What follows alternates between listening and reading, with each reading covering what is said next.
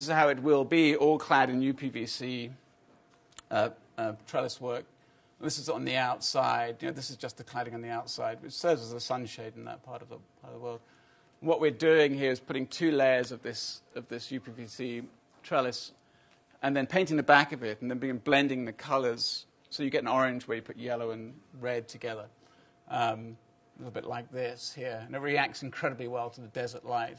But again, it's a kind of rhetorical statement about the normative nature of this material. Yeah. Secured outlook. Okay. This is a security booth outside a development in Phoenix, Arizona.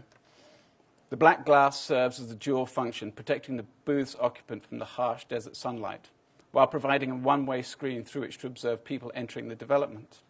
Approaching the booth on foot, which is a highly unusual scenario in Phoenix, Arizona, it becomes apparent that the interior contains nothing except a small strip of carpet and some disconnected cables. The camera and the entry phone on the side only seem to affirm the hidden redundancy. Today, residents act like their own security guards. This black glass panopticon, meanwhile, serves up a forbidding and yet ultimately empty gesture, a sphinx-like monolith of dark austerity set before a bed of cheerful red geraniums here at the bottom.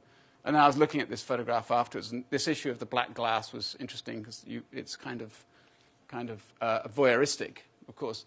But I couldn't help looking at the Palo Verde tree. I hadn't seen this at all when I took the photograph here. But there's a strange sense that there's some alien being in front of this that's getting dragged down into the geraniums here and crying for help. It's like looking helplessly at me. I wish I'd known at the time. I'd try to help me. Just suck down into the thing to,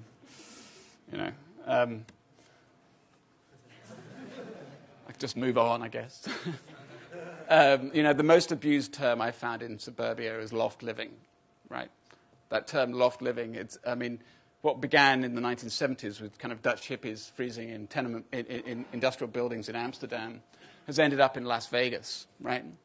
And loft apartments. It's a suburban house called loft apartments. In order to justify it being a loft apartment, it has to have that brick, okay?